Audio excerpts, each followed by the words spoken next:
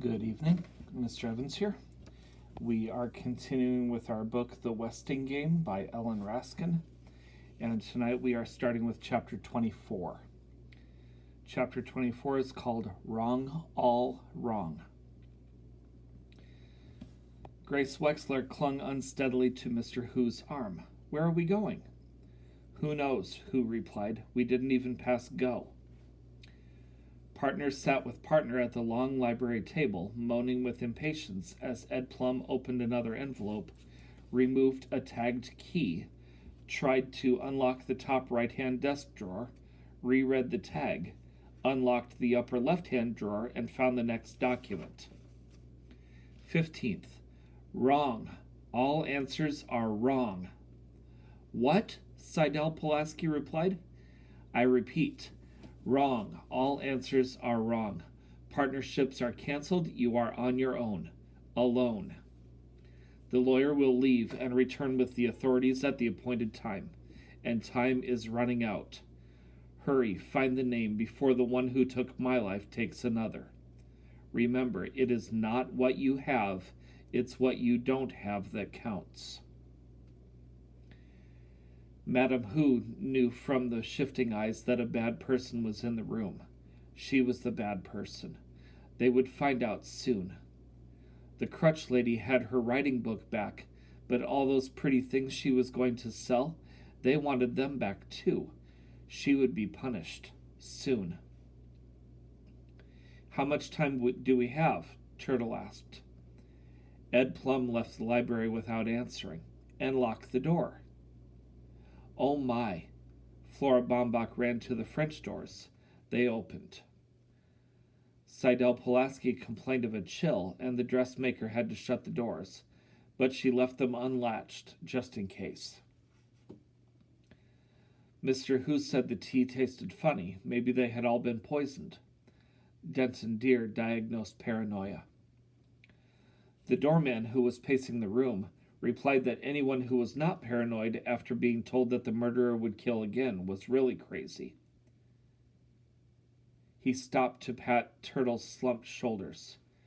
Cheer up, my friend. The game's not over yet, Sandy whispered. You can still win. I hope you do. Otis Amber told everyone to sit where he could watch them. Theo rose. I think it's about time we played as a team and shared our clues and shared the inheritance. With the murderer? Well, all right. Agreed. Seidel Pulaski still thought the answer had something to do with America the Beautiful. Does anybody have a clue word that is not in the song? I'm not sure, Doug said mischievously. Sing it again. No one cared for that idea. It is not what you have, it's what you don't have that counts, Jake Wexler reminded them. Maybe some words in the song are missing from the clues. That made sense. Does anyone have the word amber? Mr. Hu asked. Not again, Otis Amber groaned. You heard the will. It said all answers were wrong. Well, I was one of the wrong answers. But Mr. Westing wrote the will before the game began, Seidel argued. Perhaps he assumed we weren't smart enough to find you out so soon. Judge Ford did not interfere. Otis Amber could take care of himself. She had to be prepared to defend Crow when the time came.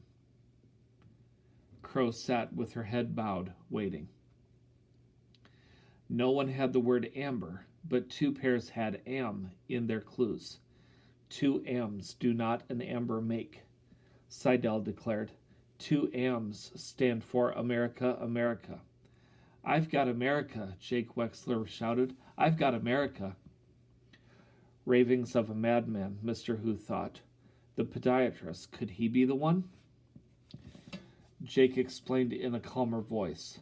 The two AMs could not stand for America, America, because one of my clues is America. Sandy stood, took a long swig from his flask, coughed, then spoke in a hoarse voice. We're getting nowhere. Why doesn't everybody hand in their clues so Miss Pulaski can arrange them in order and we can see what's missing? Her eyes narrowed with suspicion. The judge watched Sandy collect the clues. "Just write them out again," he said to Turtle, who had eaten the originals. Then he placed the paper squares before the secretary and resumed his seat. What was her partner doing? Why was he playing into Westing's hands? He knows the answer. He knows he's leading the heirs to Crow.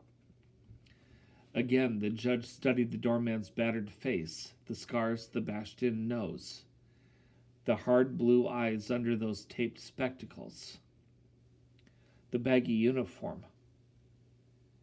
Everyone was given the perfect partner, Chris said. Chris was right. She was paired with the one person who could confound her plans, manipulate her moves, keep her from the truth. Her partner, Sandy McSuthers, was the only heir she had not investigated. Her partner, Sandy McSuthers, was Sam Westing. The secretary quickly arranged the clues in order. Oh, beautiful, for spacious skies, for waves of grain, for purple mountain majesties above fruited plain, America, God shed his grace on thee, and thy good with brotherhood from sea to shining sea. The missing words, Seidel Pulaski announced, are the Erica, and Crow. Bertha Erica Crow. Crow paled. Judge Ford stood. May I have everyone's attention? Thank you. Please listen very carefully to what I have to say. We found the answer to Sam Westing's puzzle. Now what are we going to do? Remember, we have no evidence of any kind against this unfortunate woman. We don't even have proof that Sam Westing was murdered. Can we accuse an innocent woman of a murder that has never been proved? Crow is our neighbor and our helper. Can we condemn her to a life imprisonment just to satisfy our own greed? For money promised in an improbable and illegal will? If so, we are guilty of a far greater crime than the accused. Bertha Erica Crow's only crime is that her name appears in a song. Our crime would be selling, yes, I said selling for profit, the life of an innocent, helpless human being. The judge paused to let her words sink in. Then she turned to her partner. Her voice hardened. As for the master of this game... She paused. What's happening to him? Sandy's hand flew to his throat. He struggled to his feet, red-faced and gasping, and crashed to the floor in eye-bulging agony. Jake Wexler and Denton Deere hurried to his aid. Theo pounded on the door, shouting for help. Ed Plum unlocked the door, and two strange men rushed past him. One, carrying a doctor's bag, quickly limped on crooked legs to the side of the writhing doorman. I'm Dr. Sykes. Everyone, please move away. The heirs heard a low groan, then a rasping rattle, then nothing. Sandy, Sandy, Turtle screamed, pushing through the restraining hands. She looked down on the doorman sprawled at her feet. His face was twisted in rigid pain. His mouth gaped over the chipped front tooth. The taped glasses had fallen from his blue eyes that were locked in an unseeing stare. Suddenly his body straightened in one last violent twitch. His right eye closed, then opened again, and Sandy moved no more. He's dead, Dr. Sykes said, gently turning her away. Dead? Judge Ford repeated numbly. How could she have been so wrong, so very wrong? A sob tore through Turtle's soul as she ran to Baba's comforting arms. Baba, I don't want to play anymore. The second stranger, the sheriff of Weston County, herded them back to the game room. Without thinking, the heirs seated themselves at the assigned tables. Turtle sat quietly. It was Flora Baumbach's turn to weep. Crow waited. Only the throbbing veins in her tightly clasped hands told of her torment. "Excuse me, sir," Ed Plum said. "I realize this may seem inappropriate, but according to Samuel W. Westing's will, I must read another document on the hour." The sheriff checked his watch. "What kind of a madhouse is this? And there's something mighty fishy about this cocky kid lawyer calling in the middle of dinner, insisting that I hurry right over. That was half an hour before anybody died." "Go ahead," he grumbled. Plum cleared his throat 3 times under the sheriff's suspicious stare. 16th. I, Samuel W. Westing of Westingtown, born Sam Windy Windclopple of Watertown. I had to change my name for business purposes. After all, who would buy a product called Windclopple's toilet tissues? Would you? Do hereby declare that if no one wins, this will is null and void. So hurry, hurry, hurry. Step right up and collect your prize. The lawyer will count off 5 minutes. Good luck and a happy 4th of July. Windclopple? Did someone say Windclopple? Grace Wexler slurred. "I knew Westing wasn't an immigrant's name," Seidel Pulaski said. "I knew it." The man was insane, Denton Deer diagnosed. Shh! They were struggling with their conscience. Millions and millions of dollars just for naming her name. 1 minute is up. The heirs stared at the answer, Berthe Erica Crow. A religious fanatic, maybe even crazy, but a murderer? They had no evidence that Westing was murdered. The judge said so. Crow waited. She had not suffered enough for her sins. Her penance was yet to begin. 2 minutes are up. $200 million, Turtle thought, but who gets it? The last part the lawyer read wasn't very businesslike. Besides, she could never peach on anybody, not even Crow. Who cares about anything anyhow? Sandy is dead. Sandy was her friend. Now she'll never see him again, ever. Judge Ford tried not to look at the empty chair at her table, McSuther's chair. Her one concern was the safety of Crow. The judge watched the heirs and waited. Crow waited. Westing wasn't murdered. The judge said so. But what about Sandy? He was drinking from the flask Crow filled, and he died choking. Poison? Crow felt the eyes on her, the hating eyes. They scoffed at her beliefs. They joked about her soup kitchen. Only 2 people here mattered to her. She was so tired of waiting, 4 minutes are up.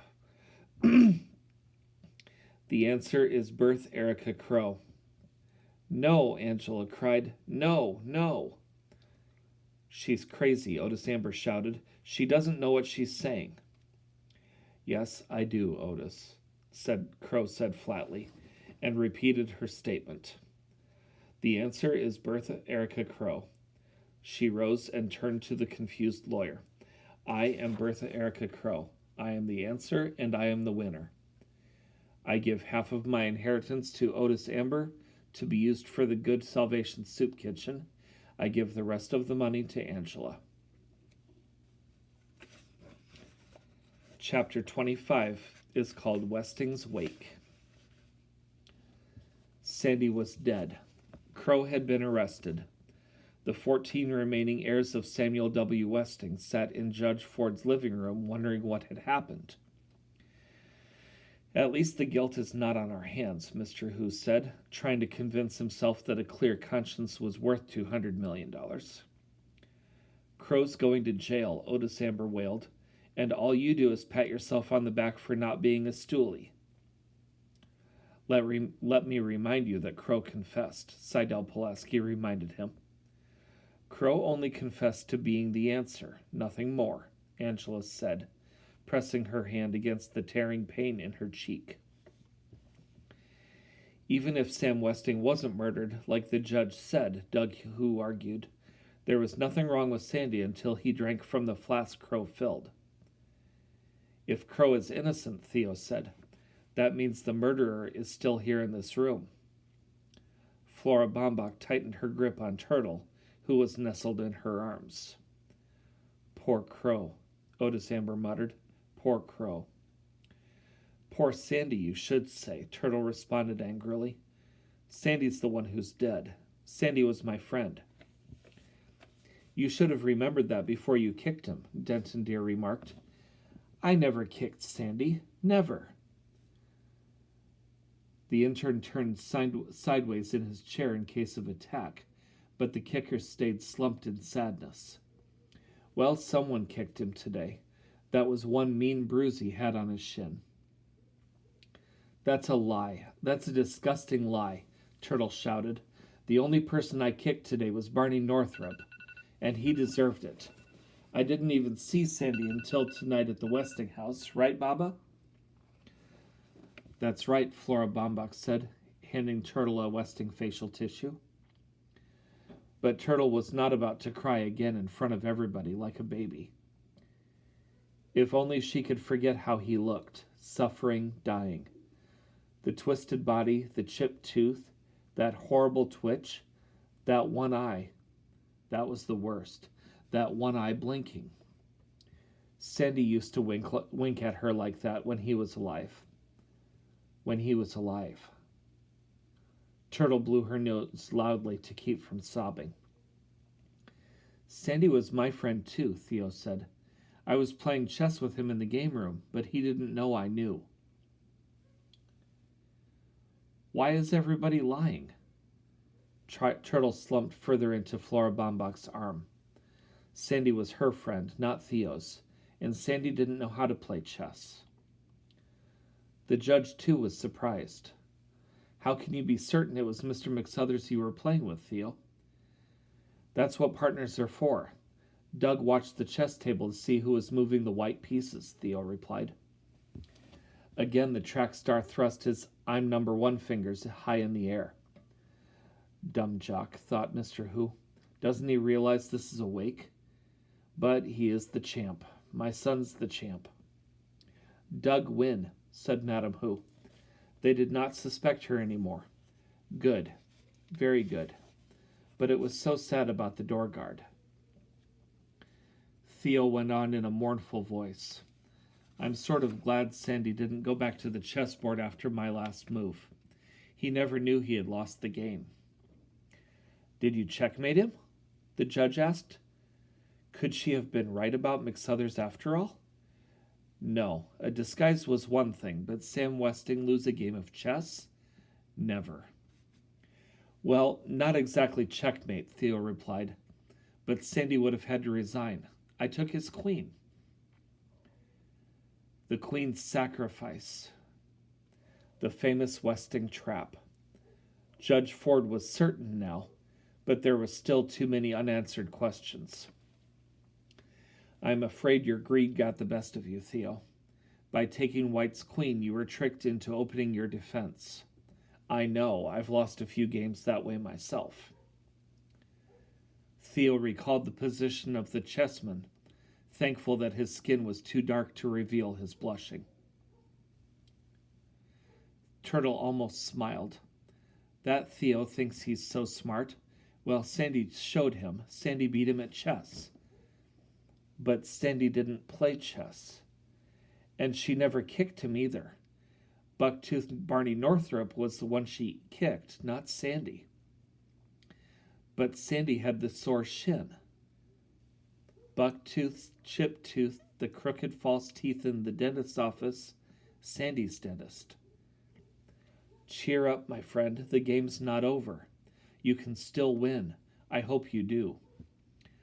Those were the last words Sandy said to her. He winked when he said that. Winked.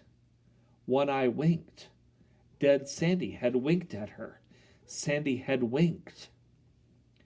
"Oh my," Flora Baumbach exclaimed as Turtle suddenly bolted from her arms. "Angela, could I see your copy of the will?" Angela handed it over.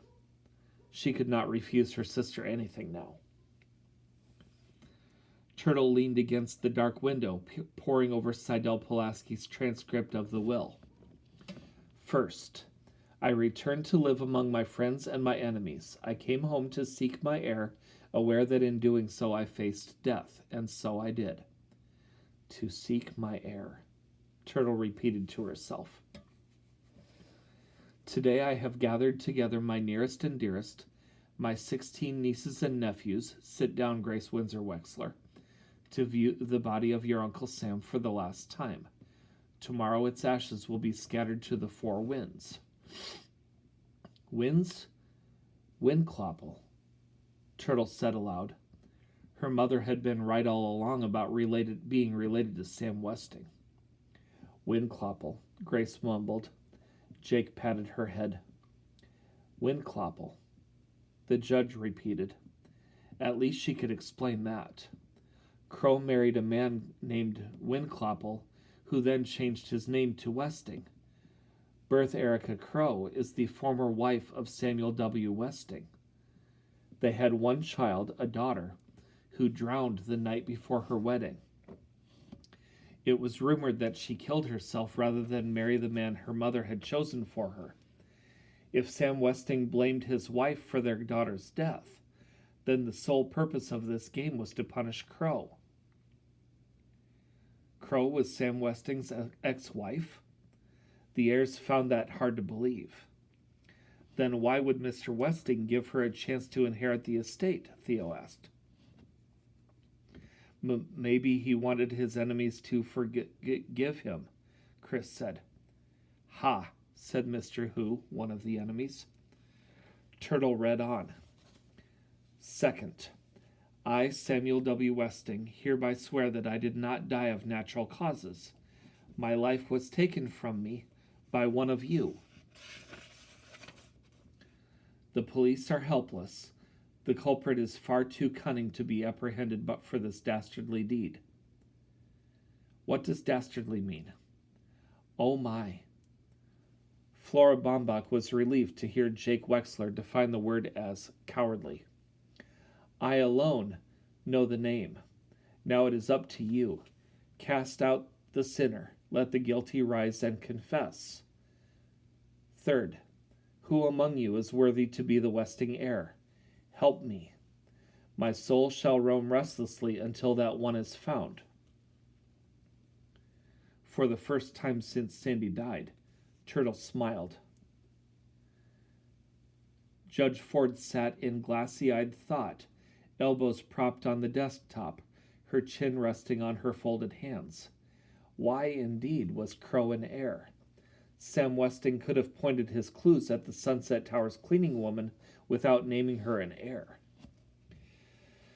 "Crow's not going to inherit anything, not if she's in jail for murder," Otis Amber complained bitterly. "All your talk about chess and sacrificing queens. Crow's the one who's been sacrificed." "What did you say?" the judge asked. "I said, Crow's the one who's been sacrificed." Uttering a low groan, Judge Ford sank her head in her hands. The Queen's sacrifice. She had fallen for it again. Westing had sacrificed his queen, Crow, distracting the players from the real game. Sam Westing was dead, but somehow or other he would make his last move. She knew it. She felt it deep in her bones. Sam Westing had won the game. Stupid, stupid, stupid. The heirs stared in amazement. First they are told that Samuel W. Westing was married to their cleaning woman. Now a judge is calling herself stupid. It couldn't be true. Sam Westing wasn't stupid, Denton Deere declared. He was insane. The last part of the will was sheer lunacy. Happy 4th of July, it said. This is November. It's November 15th, Otis Amber cried. It's poor Crow's birthday. Turtle looked up from the will. Crow's birthday? Sandy had bought a striped candle for his wife's birthday, a 3-hour candle. The game is still on. Sam Westing came back to seek his heir. You can still win. I hope you do, he said. How? How? It is not what you have, it's what you don't have that counts. Whatever it was she didn't have, she'd have to find it soon, without letting the others know what she was looking for. Judge Ford, I'd like to call my first witness. And that is the end of our reading for tonight. I think we're probably going to finish the book tomorrow night, but we will finish with we'll start tomorrow night with chapter 26. That is all for tonight. Have a good evening.